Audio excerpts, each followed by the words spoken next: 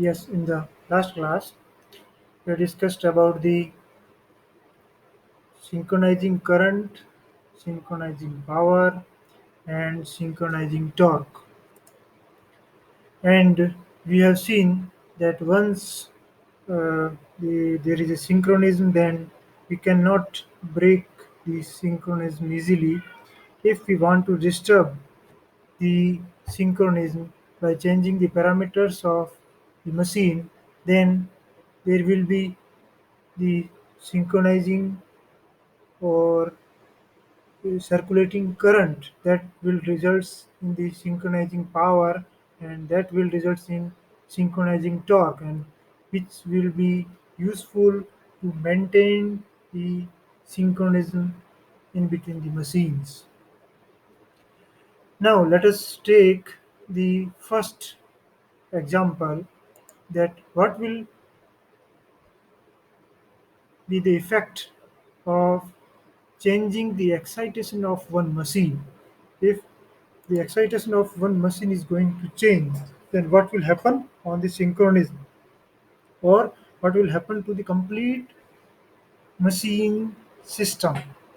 So first consider the phasor diagram when we are going to take the same excitation level, means initially there is the same excitation for the machine. In that case, the power or current delivered by machine 1 will be equal to current delivered by machine 2, and that will be equal to I, means there is a equal load sharing between two machines when there is the same excitation. And in that case, phasor diagram will be like this. This is the reference phasor, voltage phasor, and current I will lag by the voltage V, because usually we consider the lagging load or inductive load. So in that case, current will be 2I, total current will be 2I, I from the generator one number one, and I from the generator number two. The total current will be I1 plus I2, that is 2I, which will lag by an angle phi. Now let us see if the excitation of machine 1 is increased from the machine 2, what will happen? And by increasing the excitation of machine 1, there will be the voltage difference in the local circuit, which we have seen in the previous classes. And because of that, in the local circuit, there will be current flow ISY, that is the synchronizing current or circulating current, which will flow in the local circuit. Because of this change in the excitation of in one machine, the above mentioned phasor diagram is going to be changed, and this will be as shown in next figure. Here we can say that this is the reference phasor, this is the voltage phasor. So initially, when uh, excitation is same, then the current was like this. I and I both are in the same direction with the equal magnitude.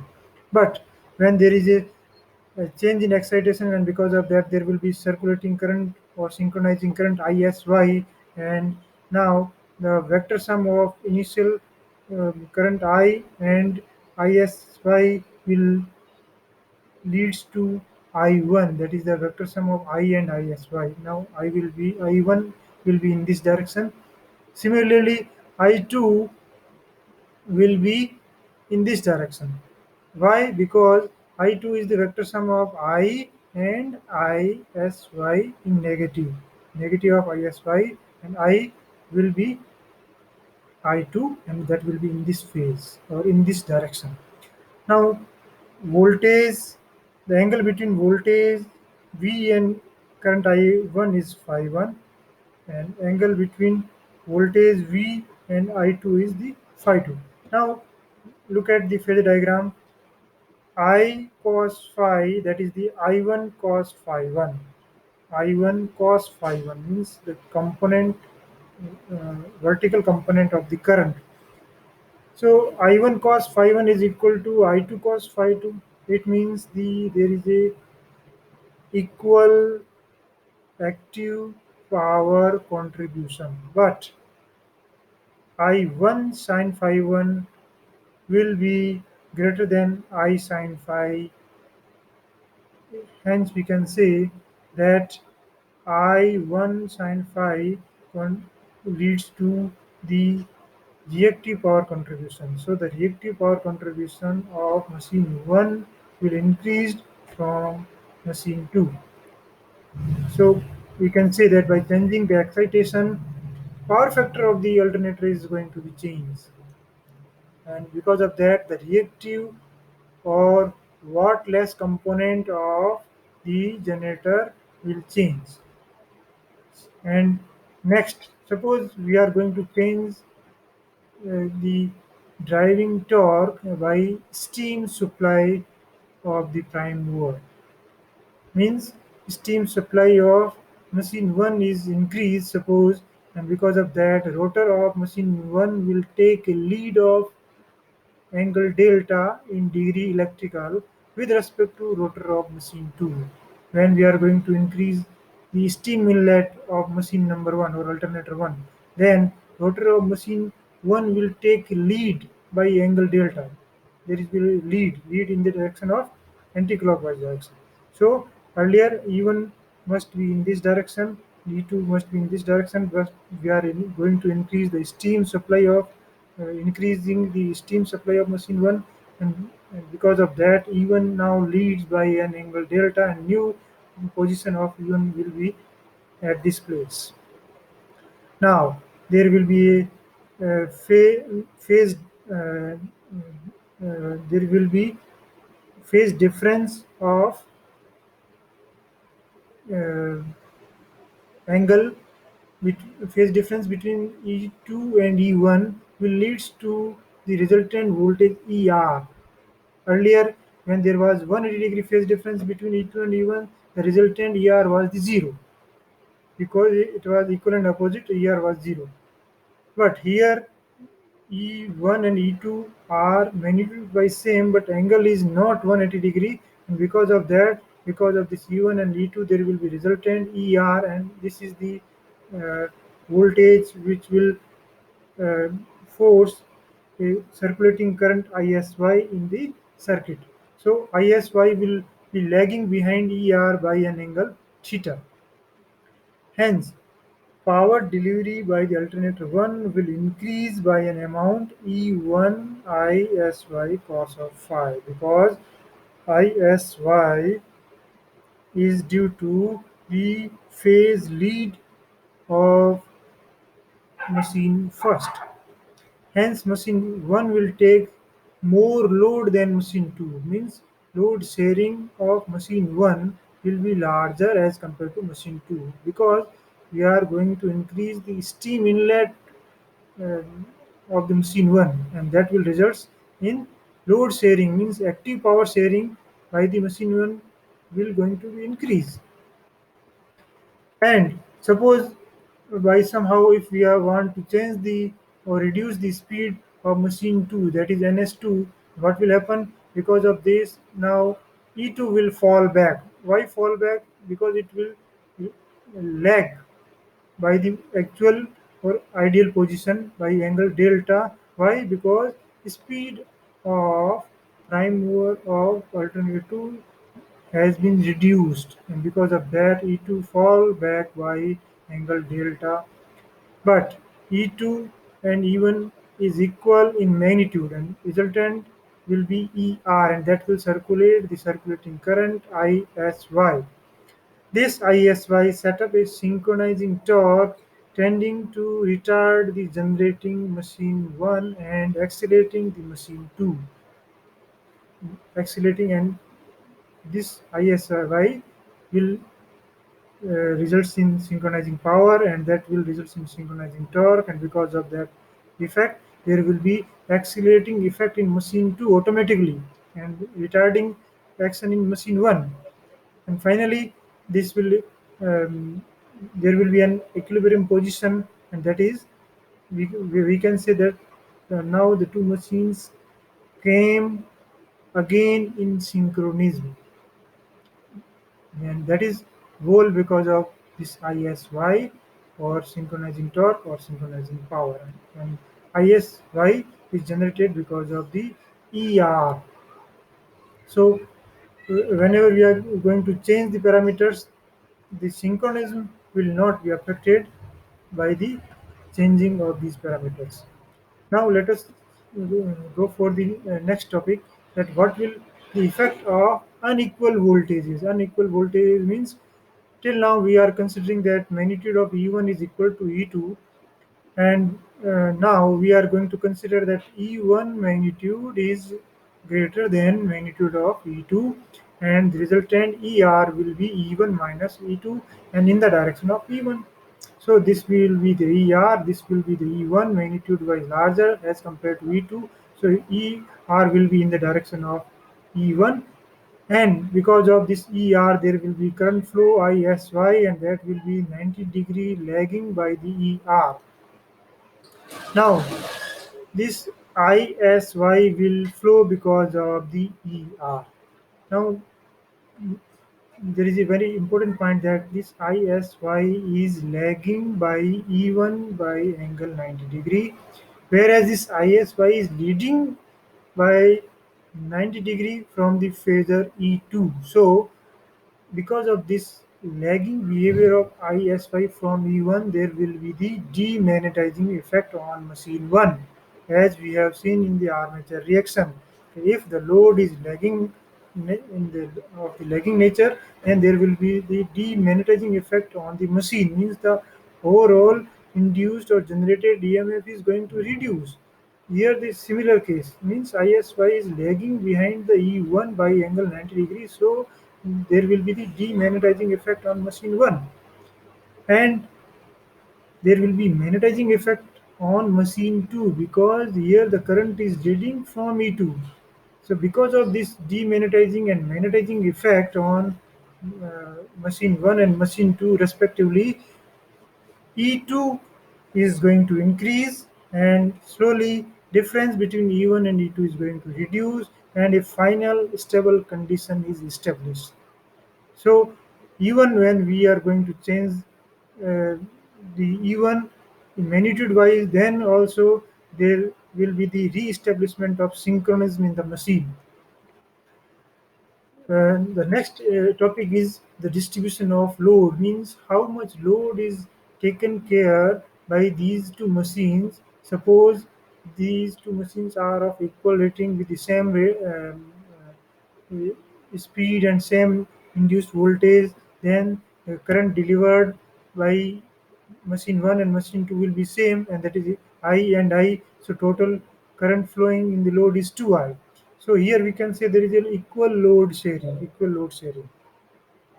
Now consider a very simple KVA diagram in which suppose there is a voltage vector V, current I, and if there is angle phi between this voltage and current, then we can take the component of this current as I cos phi and I sin phi. If this is I sin phi, then this is also I sin phi.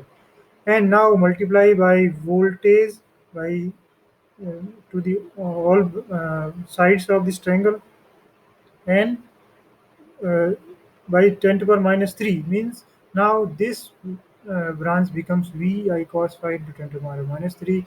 This upper branch becomes like V I sin phi into 10 to the power minus 3, and this branch becomes Vi into 10 to the power minus 3, and this diagram further can be reduced or can be written in the KVA diagram. Now this branch is in kilowatt.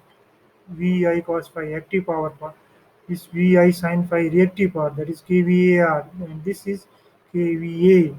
So this is the angle phi, and this is kW, kVR, and kVA, and this is known as kVA diagram. So for any machine or for any system, we can draw the kVA diagram if we know the active power and reactive power contribution of that machine. Now, for these two machines, we consider the first case when there is a constant intake and variable excitation. Constant intake means the active power input or the steam input is constant for both of the machine. Steam input to this machine as well as steam input to this machine is constant, and but the excitation of this machine and this machine is different. What will happen? So if there is a constant intake and constant excitation, then the correspondingly KVA diagram will be like this. So this KW1, KVAR1, KVA1. Similarly, this is KW2, this is KW2, or this is KW2, this is KVAR2, and this is KVA2. So the total KVA will be KVA1 plus KVA2. Total kilowatt will be kilowatt 1 plus kilowatt 2. Total KVAR is equal to KVAR1 plus KVAR2. So this total KVA is, we can say this is the KVA of the load, total KVA of the load, out of which KVA1 means the KVA load shared by machine 1, KVA2 means KVA load shared by machine 2, kilowatt 1 means the active power shared by machine 1, KW2 means active power shared by machine 2. So this is the actual operating condition under uh, ideal circumstances. Means when there is a constant intake and constant excitation. Now, what will happen if we are going to change the excitation? So by changing, let us say we are going to change the excitation of machine 2, and by changing the excitation, we have seen that the reactive power contribution is going to change. Suppose we have increased the E2, then the reactive power contribution by machine 2 is going to increase from its previous value. Earlier, this was the length of KVR2. Now this is the length of KVR2 which has been increased. Why increasing the KVR2? Because we have increased the E2 from E1. So KVAR2 is greater than KVA1 in the total KVAR of the load. Total KVAR of the load. Earlier there was equal sharing, but now KVAR2 means there is a we can say that machine 2 is sharing more KVAR or reactive load as compared to machine 1.